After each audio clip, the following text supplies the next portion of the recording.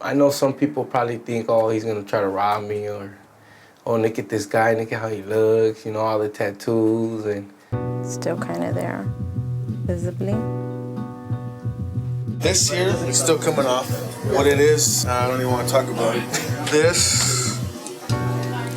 There's the old way they were taken off through surgery. I had these cut out. Then there's these that were done with a sander. And then they put a gauze on it, let it dry, and rip it off. it's a long story. It's a journey. I figure, you know what? I got a story. Let me tell it. So.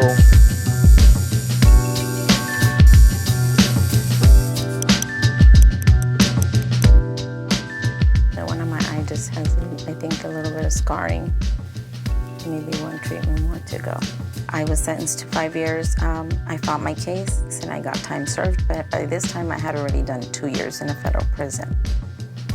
Started gang banging at the age of 13. I lost my brother in 2005. I was incarcerated. I lost my cousin on the 8th of this month.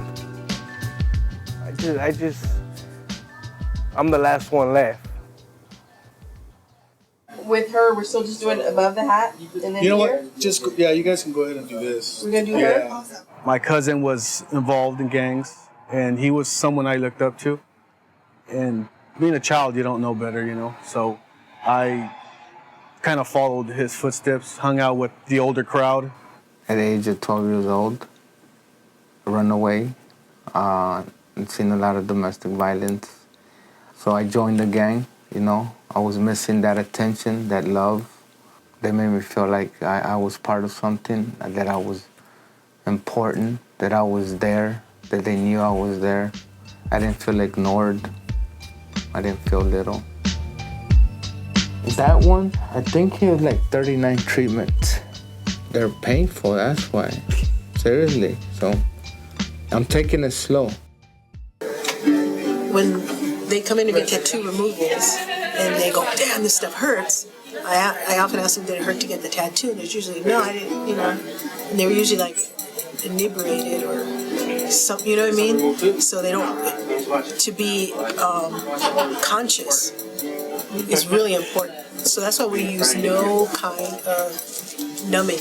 We don't provide it. We think there's power in pain. Having a tattoo of your gang name and another gang member tattooing it to you is like a pride. You've earned it. You've done something to earn that tattoo. And as you grow older with the gang, something else happens and you get another tattoo. You know, it's like kind of like a trophy. I'm gonna say this, the whole thing that I had done on this side. I had names and stuff that distinguish certain people, you know, being related to gangs. When I was 18, I had my first child. I saw a few of my friends, you know, get shot and die. And right after she was born, I just kind of didn't want to do it. I didn't want to do it anymore. It was just something that I wanted to be there for my kid and kind of bring her up the right way. After my cousin passed away, you know, I decided that I was just gonna go ahead and just hang up the gloves already and be like, that's it, I'm done. It was a hard process. It was very hard. Some understood, some didn't, you know, and it's kind of hard, but I had to prove, you know, it wasn't, I was leaving because I was a snitch. I wasn't leaving because I had betrayed my gang. I was leaving because I wanted something different for myself, you know. This is something we enjoy doing and giving back to the community and helping people feel better about themselves, help them get jobs that maybe they wouldn't necessarily get with, you know, visible gang tattoos. The draw is a tattoo removal, right? The agenda is the therapy. The outcome is that they stay with us until the tattoo's gone, which is usually about 4 months. They start out doing the group to get the discount, because we discount their tattoo removal, which is already a low price, but we'll discount it further if they attend group, which is our kind of, we're kind of like car salesmen, you know what I mean? If I'll do it for 200. If you do group, we'll do it for 100. And they're like, that's a no-brainer, But it isn't a no-brainer. We want them in that therapy. And so it's kind of like a little sneaky way of getting them in. But once they're in, and they've had several treatments, which means it's also had several sessions, the treatments are still important, but not as important as a conversation. Whew. Okay. Good job. So I want to touch up here. I want to touch up there. There's a few places I want to touch up before we get to your chest. Well, I was trying to find myself. I started seeing the homies, I started seeing the girls, we started kicking in, then I caught myself like, what are you doing? You're a two-striker.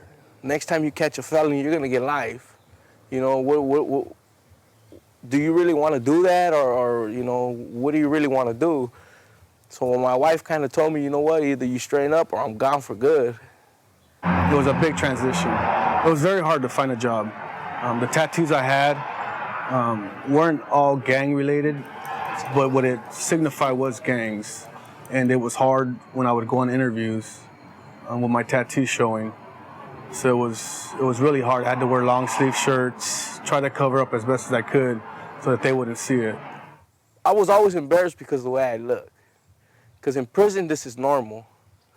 Out here in society, everybody's like, what the hell's wrong with this fool, Your presence, when you walk into a place, the way you look is the way they're gonna judge you. If you see a person is full of tattoos, you don't say, oh, it's a doctor, it's a teacher, it's a nurse. No, the first thing that actually comes to your mind when you see somebody with tattoos is it a gang member?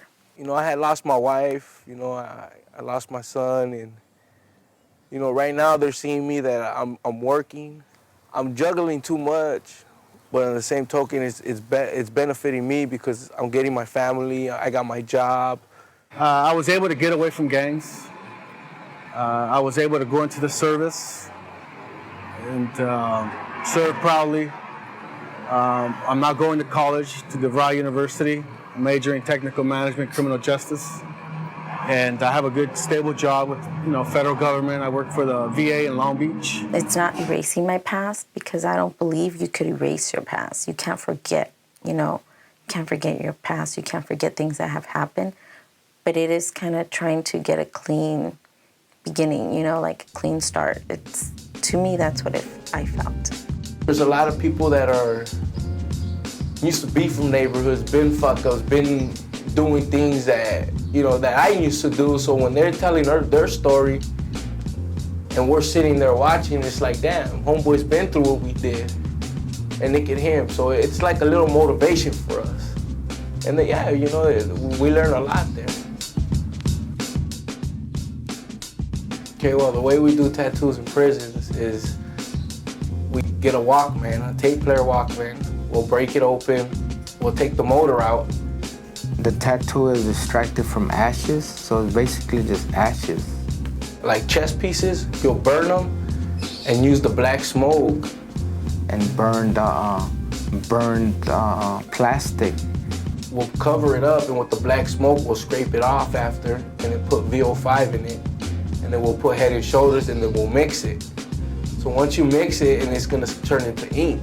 Then they use the guitar string, and they sharpen it real good, and that's how tattoos are made in prison.